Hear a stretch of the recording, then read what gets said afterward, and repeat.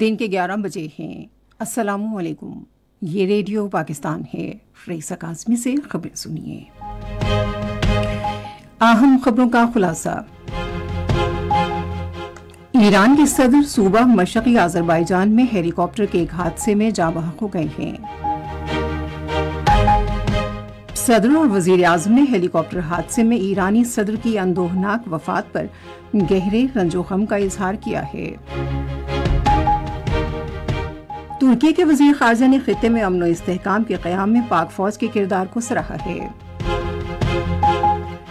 سرحدی علاقوں کے وزیر مملکت نے کرغزستان سے پاکستان واپس آنے کے خواہش مند پاکستانی طلباء کو مکمل تعاون کا یقین دلایا ہے۔ خبروں کی تفصیل۔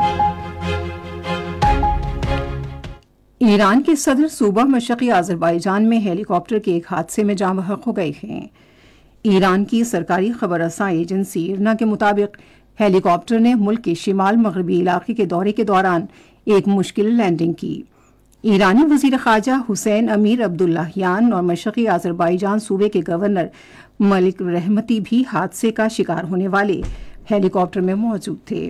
ابراہیم رئیسی اتوار کو جمہوریہ آذربائیجان کی سرحد کے قریب ایک ڈیم کا افتتاح کرنے کے بعد اپنے وفد کے ہمراہ تبریز جا رہے تھے۔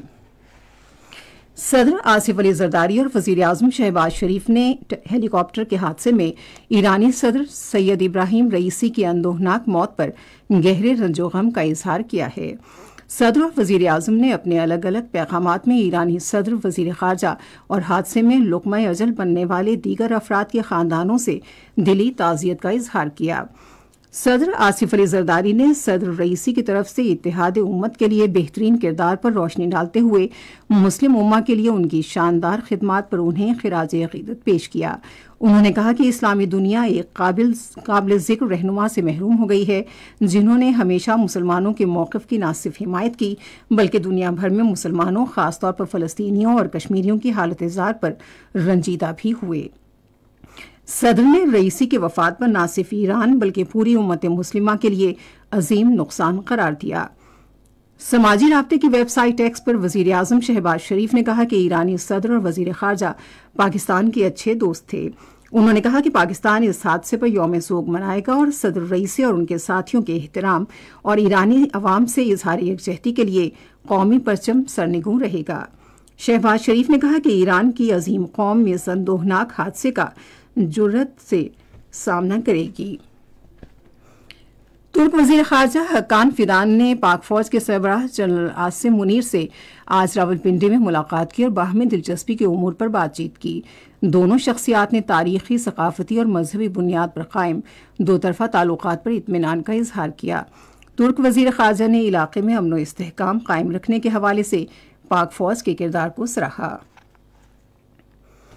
آسٹریلوی دفاعی فورسز کے سربراہ جنرل اینگس جے کیمبل نے راولپنڈی میں بری فوج کے سربراہ جنرل سید عاصم منیر سے ملاقات کی۔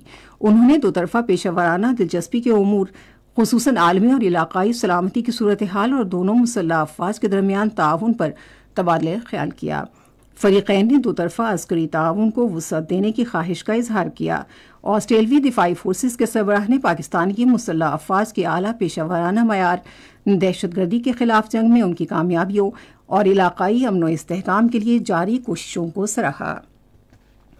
ادھر ترکی کے وزیر خارجہ حقان فیدان نائب وزیر اعظم اور وزیر خارجہ اسحاق ڈار سے بات چیت کے لیے آج دفتر خارجہ اسلام آباد پہنچے ہیں۔ دفتر خارجہ پہنچنے پر نائب وزیر اعظم نے ترکی کے وزیر خارجہ کا استقبال کیا۔ نائب وزیر اعظم اور وزیر خارجہ محمد اسحاق ڈار نے سعودی عرب کے وزیر خارجہ شہزادہ فیصل بن فرحان بن عبداللہ سے ٹیلی فون پر گفتگو کی۔